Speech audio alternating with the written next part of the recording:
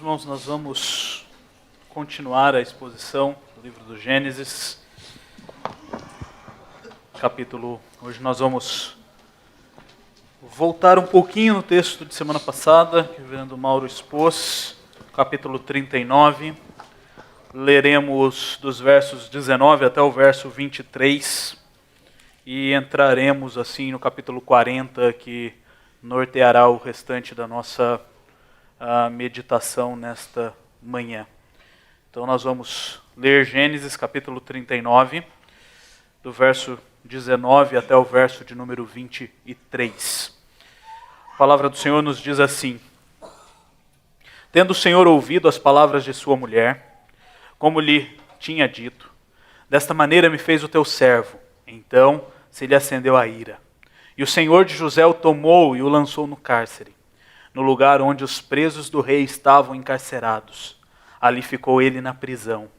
O Senhor, porém, era com José. Ele foi benigno e lhe deu mercê perante o carcereiro, o qual confiou às mãos de José todos os presos que estavam no cárcere. E ele fazia tudo quanto se devia fazer ali. E nenhum cuidado tinha o carcereiro de todas as coisas que estavam nas mãos de José, porquanto o Senhor era com ele, e tudo que ele fazia, o Senhor prosperava. Vamos orar? Senhor, nós te damos graças, pois o Senhor tem sido misericordioso para com as nossas vidas e nos dá o privilégio de podermos, como teu povo, reunidos no teu dia, cultuarmos ao Senhor e ouvirmos a exposição da tua palavra. Senhor, nós queremos clamar ao Senhor que tenha misericórdia de nós mais uma vez, para que possamos entender a tua palavra e que tenhamos disposição para viver segundo os teus ensinamentos. Esta é a oração do teu povo e nós clamamos isso em nome do teu Filho amado, Jesus Cristo. Amém. Meus irmãos, no domingo passado o reverendo Mauro falou sobre este grande plano maravilhoso que no capítulo 39 não se mostrou tão maravilhoso com os fatos que aconteceram. E nós podemos ver no capítulo 39 aquilo que nós temos estudado de maneira muito clara. Nós vimos a queda e como a queda funciona. Nós vimos ali o fruto da serpente e nós vimos a mentira se disseminando e nós vimos ali a injustiça sendo praticada e sendo propagada. E nós adentramos então aqui no finalzinho do capítulo 39 e no final do capítulo 39 nós terminamos com aquela esperança mesmo que a adversidade não tenha acabado. Ela simplesmente estava ali ainda no seu decorrer. José estava indo para a prisão. Mas o texto termina, e o reverendo Mauro terminou o seu sermão de semana passada, mostrando a providência de Deus agindo na vida de José e direcionando todas as coisas, mesmo em meio à adversidade. Essa semana desde semana passada até o início dessa semana, nós acompanhamos o furacão Irma e nós vimos o estado que ficaram as ilhas, as cidades onde aquele furacão passou. E alguns amigos pastores que moram ali na Flórida foram atualizando e colocando fotos e colocando mensagem. E um deles escreveu uma frase no Facebook e ele disse assim: apesar da adversidade não estar sobre o meu controle, eu continuo crendo que ela está no controle de Deus. Muitas vezes, quando nós enfrentamos a adversidade, perguntas são feitas. E nós perguntamos, onde está Deus? Nós perguntamos, por que o Senhor está deixando isso acontecer comigo? E nós chegamos a questionar, e a esperança? E nós pegamos aquele ditado que a esperança é a última que morre e dizemos assim, a minha já morreu. E infelizmente, muitas vezes nós não desenvolvemos um olhar para o trabalho de Deus durante a adversidade que passamos. E aqui nós vemos o Senhor trabalhando na vida de José em meio à adversidade. E este é o mesmo Deus que trabalha na nossa vida em meio ou durante a adversidade. E o final, então, do capítulo 39 e os 3 primeiros versos do capítulo 40, eles mostram o agir de Deus. O capítulo 39 termina, então, mostrando que o Senhor continuava com José. Ali não importava se José estava sendo o homem mais importante para Potifar, ou se ele estava numa prisão. O Senhor continuou ao seu lado, o Senhor continuou o acompanhando. E é interessante que aqui no final do capítulo 39 nós vemos a mesma cena se repetindo do capítulo 38, do início, do capítulo 39, na verdade. Onde José, aquele homem, aquele escravo de Potifar, ele foi ganhando a confiança do seu senhor e tudo que ele colocava às suas mãos prosperava. E ele foi então para a cadeia, foi lá para o cárcere, e quando ele chega lá, o carcereiro vê José, um homem ali já mais responsável, e diz assim, então, começa a trabalhar.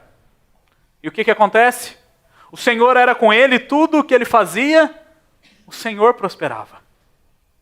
E nós iniciamos então o capítulo 1 que diz assim, passadas essas coisas, passados então esse período, ele já estava na prisão, ele já estava servindo o carcereiro. Aconteceu que o mordomo do rei do Egito e o padeiro ofenderam o seu senhor, o rei do Egito. Indignou-se Faraó contra os seus 2 oficiais, o copeiro-chefe e o padeiro-chefe, e mandou detê-los na casa do comandante da guarda, no cárcere onde José estava preso. Aqui no início do capítulo 40, nós continuamos a ver a providência de Deus agindo na vida de José em meio à adversidade. Estes 2 homens, eles eram os responsáveis pela comida do rei. O copeiro era aquele que servia as bebidas para o faraó, e normalmente ele tinha que ser alguém de confiança, porque ele tinha esta proximidade de Faraó, e ele podia colocar qualquer coisa ali no vinho do Faraó, e o Faraó morreria, ou teria uma desinteria. E o padeiro a mesma coisa. Eram homens que tinham acesso direto a Faraó, e a história diz que estes 2 cargos eram cargos de confiança e de muita influência, pois eles podiam conversar tete a tete com o homem mais importante da região. Então eram cargos prestigiados. E estes 2 homens, o texto diz que eles desagradaram, eles ofenderam a Faraó. Nós não sabemos ao certo o que eles fizeram. Alguns comentaristas apontam dizendo que eles podem ter tentado fazer algo contra a vida de Faraó. Mas nós sabemos que eles o fizeram, e a decisão de Faraó é: vocês vão para a prisão, aguardar até que saia o julgamento de vocês. E aqui nós vemos a providência de Deus agindo. Não tinha apenas essa prisão no Egito. E o Senhor direciona então esses 2 homens para o mesmo cárcere onde José estava. E vocês se lembram que José estava ali já trabalhando. E aqueles homens então são colocados ali. E aqui nós vamos dar spoilers, né, de toda a história. Nós vemos o quão providencial foi a ida destes homens para o mesmo cárcere de José. O Senhor Deus continua trabalhando, mesmo em meio à adversidade. Mesmo que nós não entendamos o quadro todo, nós podemos ter essa certeza que o Senhor não para, Ele não descansa e tudo o que Ele faz é para cumprir o seu plano soberano e maravilhoso. Este é o Deus que nós servimos. Mas o que nós devemos fazer? Ou qual deve ser a nossa postura diante da adversidade? Muitas vezes nós não sabemos como devemos reagir ou qual deve ser a nossa ação. Nós podemos muitas vezes ir para um extremismo e dizer assim, ok, então Deus está trabalhando, deixa Deus trabalhar então. Eu vou sentar ali no canto e deixar só Deus trabalhar. Mas é interessante que aqui quando nós olhamos para a história, nós vemos que Deus trabalha durante a adversidade e neste trabalhar de Deus, Ele trabalha na nossa vida. E aqui, durante a adversidade, o Senhor estava dando a José a oportunidade de servir. Verso 4 diz assim, o comandante da guarda pô-los a cargo de José, para que o servisse, e por algum tempo estiveram na prisão. Aquele homem já estava trabalhando na prisão, ele já era responsável por quase tudo que o carcereiro tinha que fazer, e o texto diz que o carcereiro já não estava fazendo muita coisa lá. E agora esses dois chegam, provavelmente dois homens importantes, o copeiro-chefe e o padeiro-chefe do rei. Então, vai José servi-los. E aqui é uma atitude que nós podemos observar, que José, mais do que nós, muitas vezes, tinha todos os motivos para ficar lá remoendo o seu rancor. José, ele tinha todos os motivos para se sentir negligenciado, abandonado por Deus. Aquele homem tinha sido vendido pelos seus próprios irmãos. Aquele homem estava sendo falsamente acusado. E aquele homem estava cumprindo um tempo de prisão que não era para cumprir. E aquele homem então estava trabalhando, além de estar preso, ele estava trabalhando como escravo na prisão. Aos nossos olhos ele tinha justificativas suficientes. Nós talvez não tenhamos tantas justificativas assim e sentamos no nosso cantinho e ficamos remoendo, ficamos ali indignados e fazemos as perguntas, onde estava Deus? Por que Deus está fazendo isso comigo? Mas aquele homem que estava sendo moldado por Deus para uma causa maior ainda, durante a adversidade, ele teve a oportunidade de servir. Ele teve a oportunidade de ser instrumento de Deus, ser testemunha viva do Senhor para aqueles homens naquela prisão. Nós vamos ver logo mais que José ele não abandonou a sua crença. Provavelmente aqui ele já está há mais ou menos 10 anos, já nesse período, desde que saiu, desde que foi vendido para os seus irmãos, até esse tempo de prisão. O seu sofrimento, a sua adversidade não era algo apenas momentâneo que estava tendo duração de um mês, um ano.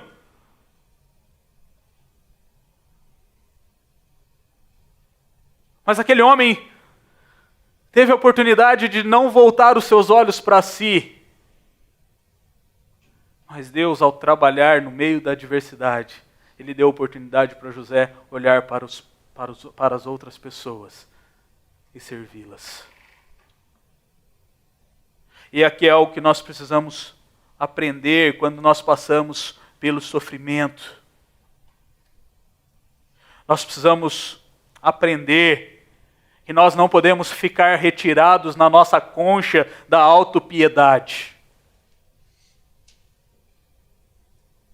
Nós precisamos aprender que o mundo não gira ao nosso redor e todas as coisas cooperam para a minha autoestima. Nós precisamos, ao passarmos pela adversidade, olhar para este Deus que está trabalhando durante a adversidade e aprendermos a notar as oportunidades que nós temos para servir, para abençoar a vida do nosso irmão, para cuidar do nosso irmão. Muitas vezes nós nos escondemos, sentamos no cantinho e ficamos assim, ninguém cuida de mim, ninguém se preocupa comigo. E ali passamos toda a nossa adversidade. Mas será mesmo que é isso que Deus quer que nós façamos? No meio da adversidade, José teve a oportunidade de servir. E a maneira que nós reagimos à adversidade vai mostrar onde está o nosso coração. Vai mostrar aonde está a disposição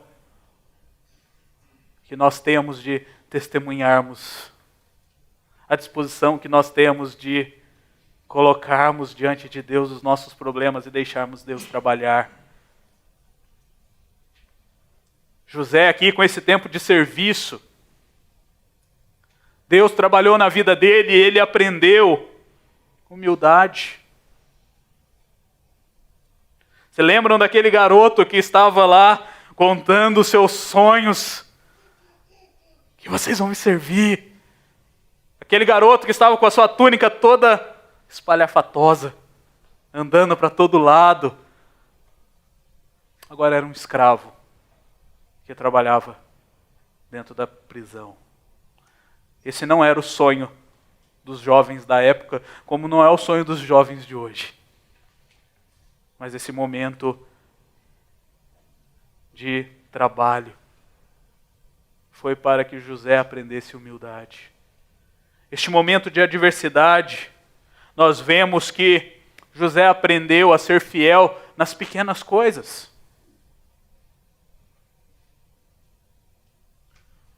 Ele poderia ter se deitado com a esposa de Potifar.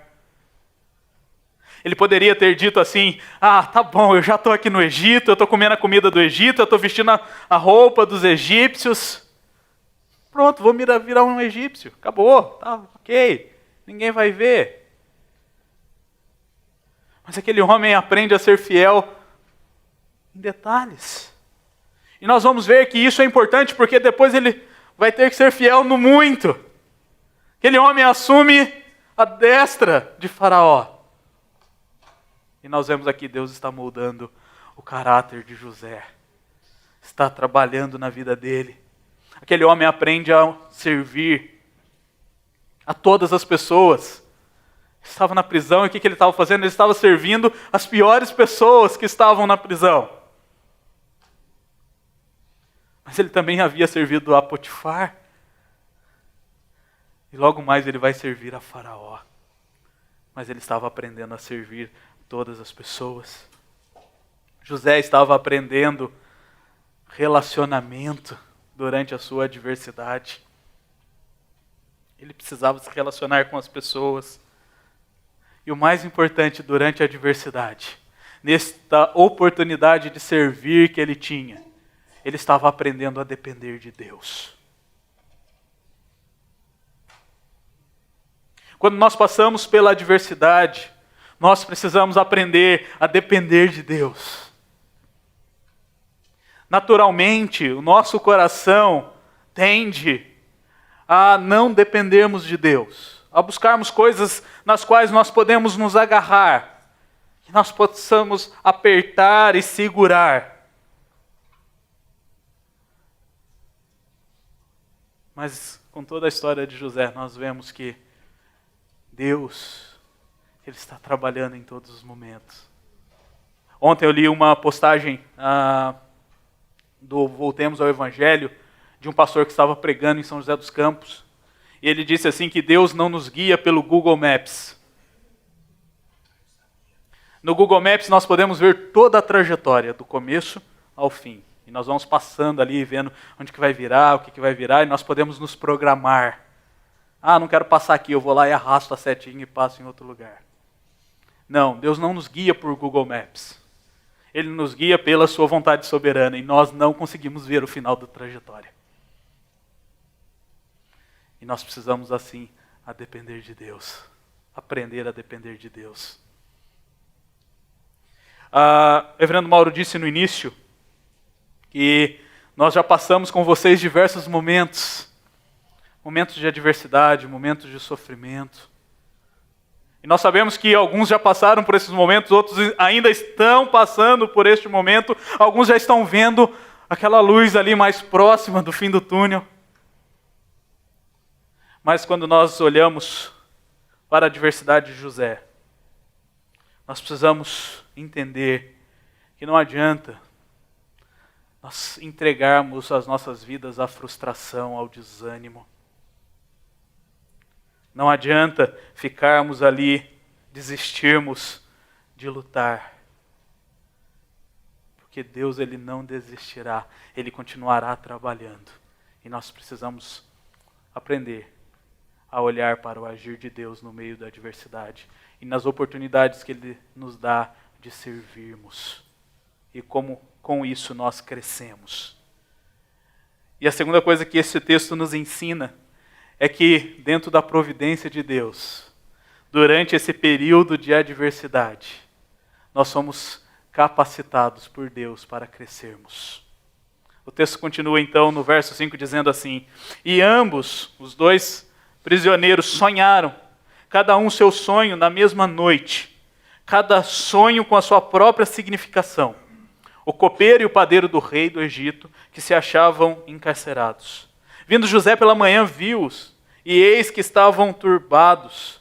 Então perguntou aos oficiais de Faraó, que com ele estavam no cárcere da casa do seu senhor: por que tendes hoje triste o semblante?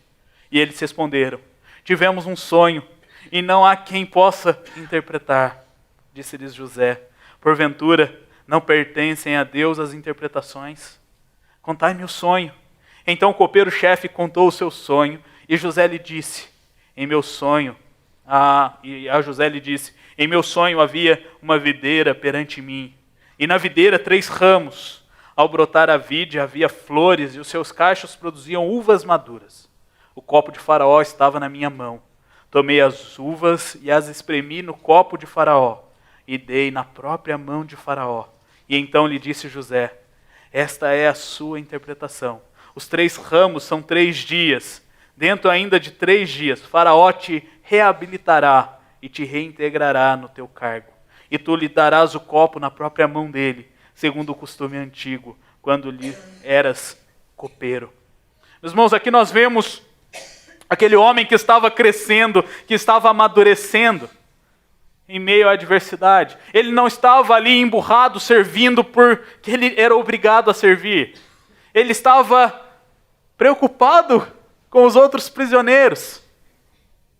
Lembram daquele garoto insensível que fez questão de esbanjar o que tinha na frente dos seus irmãos e dos seus pais? Começa a desenvolver sensibilidade. Ele olha para aqueles homens e diz assim: ó, o que está acontecendo? Por que vocês dois estão tristes? Por que vocês estão cabisbaixo? Por que o semblante de vocês está pesado? Ele poderia ter: come aí, vai, está triste, azar seu, o problema é teu. Mas ele se importou. E ele ainda se importou mais. Ele falou: conta para mim o que está acontecendo. Deus providente, aqui está recebendo o testemunho do seu servo, que está amadurecendo. E ele diz então para aqueles 2 homens: o único que pode interpretar o sonho de vocês, o único que pode dar um real significado para os sonhos, é Deus.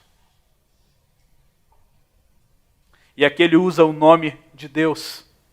o nome pactual de Deus, para deixar claro a quem ele estava se referindo. E aqui nós precisamos fazer uma ressalva. Este texto não está falando dos sonhos. Os sonhos aqui não são o ponto principal desse texto. Mas para o egípcio, era algo extremamente importante. Interpretar sonho, revelar o significado do sonho, era algo que tirava o fôlego, era algo que eles esperavam. Porque eles tinham na cultura deles, e um dos aspectos é que os sonhos poderiam ser o momento onde eles poderiam ter contatos com mortos, e esses mortos revelariam então o futuro. E havia escolas de sonhos. Homens se especializavam na arte de interpretar sonhos. E aqui é interessante que José fala assim, olha, aqueles homens estavam tristes porque ninguém poderia interpretar o sonho deles. Eles estavam na prisão, eles não tinham acesso às grandes autoridades em sonhos do Egito. José fala para eles assim, vocês estão totalmente enganados. O único que pode dar o real significado é Deus. É o Deus vivo e verdadeiro. Por quê? Porque Ele criou todas as coisas. E aqui nós vemos mais uma vez um contraste.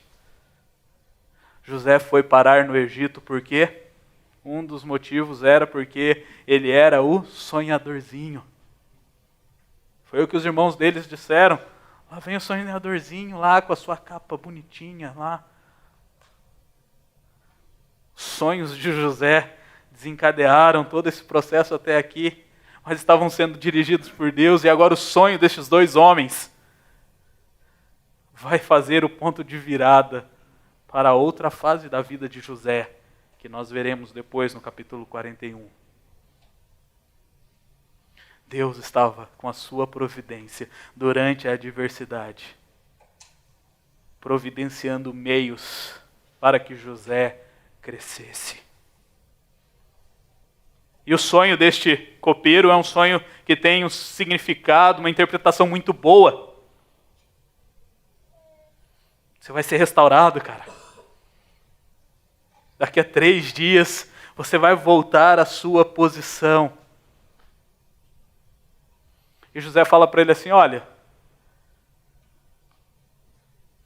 lembra-te de mim, quando tudo te correr bem, e rogo-te que sejas bondoso para comigo, e faças menção de mim a Faraó, e me faça sair dessa casa, porque de fato fui roubado da terra dos hebreus, e aqui nada fiz para que pudessem nessa terra, me pusessem nesta masmorra.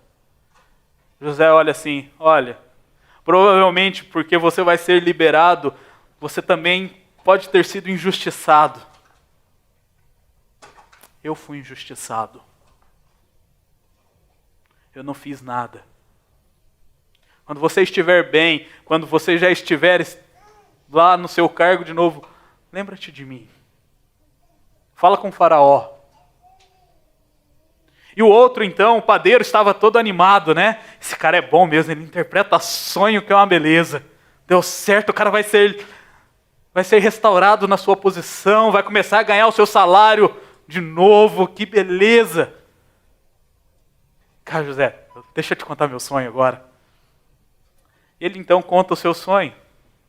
E ele diz assim, vendo o padeiro-chefe, que a interpretação era boa, disse a José, eu também sonhei, e eis que 3 cestos de pão-alvo que me estavam sobre a cabeça. E no cesto mais alto havia de todos os manjares de Faraó, arte de padeiro, e as aves os comiam do cesto na minha cabeça. A expectativa deste homem era que o resultado fosse o mesmo do copeiro. Mas lembram-se que José não estava ali para agradar o homem que estava ouvindo.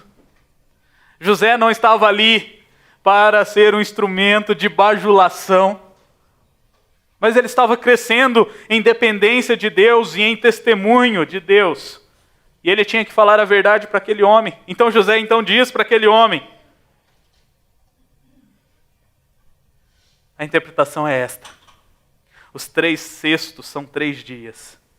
Dentro ainda de 3 dias, Faraó tirará fora a cabeça e te pendurará no madeiro. E as aves te comerão as carnes. Uau! Creio que ele deve ter ficado bem mais triste do que estava quando José o encontrou pela manhã. No mesmo período, um seria restaurado e o outro morreria. José foi usado por Deus como instrumento para mostrar quem é o Deus verdadeiro. Diferente do que acontece muitas vezes nos dias de hoje.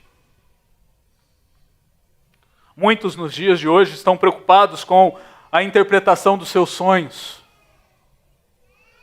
E homens estão se dispondo a interpretar sonhos. Mas, não sei, eu posso generalizar aqui todos, mas como eu não conheço todos, mas a grande maioria deles não dá interpretações como essa de José. Eles vão profetizar sobre a sua vida bênçãos, prosperidade, você vai ser restaurado. Aguenta um pouquinho aqui que vai dar tudo certo, vai ser tudo bom. José não precisava agradar aqueles homens, ele precisava agradar a Deus. E meus irmãos, hoje nós não precisamos correr atrás de intérpretes de sonhos. Nós não precisamos correr atrás de profetas que revelarão o nosso futuro. Porque nós temos tudo aqui bem explicadinho. Nós não precisamos de coisas difíceis. Nós precisamos ler a palavra de Deus, pois aqui está a vontade de Deus para as nossas vidas. E aqui está a descrição do nosso futuro, com Deus e sem Deus. Mas o texto não acaba aqui. E ainda durante essa adversidade, nesses momentos de crescimento, os sonhos então, a interpretação é afirmada. Então no 3º dia, que era aniversário de nascimento de Faraó, deu este um banquete a todos os seus servos. E no meio destes, reabilitou o copeiro-chefe e condenou o padeiro-chefe. Ao copeiro-chefe reintegrou no seu cargo, no qual dava o copo na mão de Faraó. Mas ao padeiro-chefe enforcou, como José havia interpretado. O copeiro-chefe, todavia, não se lembrou de José, porém dele se esqueceu. Aqui, o resultado final não mudaria. Um seria reintegrado e o outro seria morto. Então a interpretação não faria diferença aqui. Mas Deus usou aquele momento por meio de José, para mostrar quem era o Deus verdadeiro e confirmar aquilo que aconteceria. Mas o final desse capítulo continua sendo a adversidade. Aquele homem estava bem agora, reintegrado ao seu cargo, mas ele não se lembrou de José. Ele esqueceu de José. Mas isso aqui, o texto nos mostra que o Senhor continua trabalhando. E no capítulo 41 nós vemos que o Senhor tem um tempo determinado para todas as coisas. E o que exige de nós esta verdade é que nós dependamos de Deus, que nós aprendamos a confiar somente em Deus durante a adversidade, porque Ele continua trabalhando. E nós vamos ver que depois o Senhor coloca José numa posição maior do que os intérpretes de sonho de Faraó. E aquele homem então se lembra, lá na prisão. Não sei nem se ele deve estar lá ainda, né? Porque já faz um tempinho. Tinha um homem que falou isso e aquilo. O Senhor tem o o seu tempo, que não é o nosso tempo. Nós precisamos confiar no momento de adversidade e de provação, no agir de Deus. Paulo, ao escrever aos Romanos, capítulo 5, ele mostra a esperança. Ele diz assim: nós precisamos nos alegrar no sofrimento, porque o sofrimento vai produzir em nós perseverança. E a perseverança vai produzir experiência. E a experiência vai produzir esperança. Este mesmo homem que escreve isso aos Romanos, ao escrever aos Filipenses, diz assim: de tudo e em todas as coisas já tenho experiência. Tanto de ser honrado como de ser humilhado. Tanto de abundância como de escassez. Porque tudo posso naquele que me fortalece. Com essa história de José, meus irmãos, nós precisamos olhar para Cristo.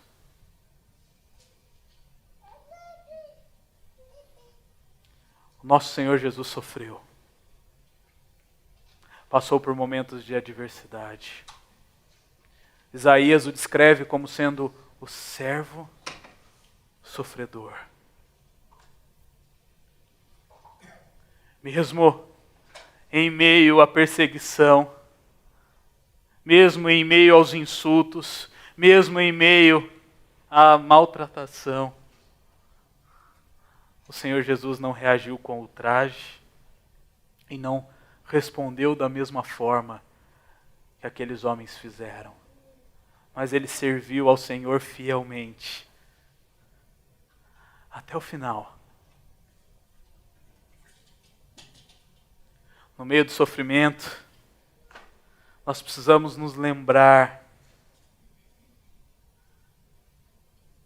que Deus continua presente e providente. Nós precisamos nos lembrar que a presença de Deus, ela é consumada e ela é continuada em Cristo Jesus, que é o Deus conosco. Por causa do sofrimento que Cristo passou, nós somos capacitados a passar pelo mesmo sofrimento. Nós temos o grande modelo, o grande exemplo. E nós precisamos nos lembrar disso.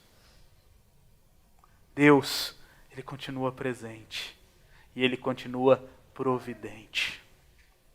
Então, no meio da adversidade, por mais difícil que esteja, por mais no fundo do poço que você se encontre, não deixe este momento te impedir de servir a Deus e de ser instrumento nas mãos redentoras do nosso Senhor.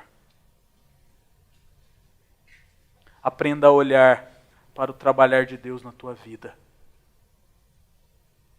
Lembre-se dele durante a sua adversidade. Não adianta buscar refúgio em outras coisas, sem antes buscar refúgio em Deus. Não adianta procurar lutar com as suas próprias mãos, sem antes se colocar diante de Deus e ver o trabalhar dele na tua vida e lutar com ele ao teu lado. E lembre-se que as cicatrizes são sinais do crescimento, são sinais da experiência e do amadurecimento. José estava cheio de cicatrizes. E nesse processo, ele foi levado a uma posição que Deus o colocou. Ele cresceu, mas as cicatrizes foram importantes para forjar o caráter de José e o homem que ele precisava ser. Então, no meio do sofrimento, as cicatrizes ficarão. Mas essas cicatrizes precisam te levar para Deus e lembrar do que Deus fez na tua vida para que você chegasse aonde chegou. Que nós tenhamos a nossa esperança então renovadas neste Deus presente e providente, que trabalha durante a adversidade e nos ensina e nos dá oportunidade para servirmos e crescer.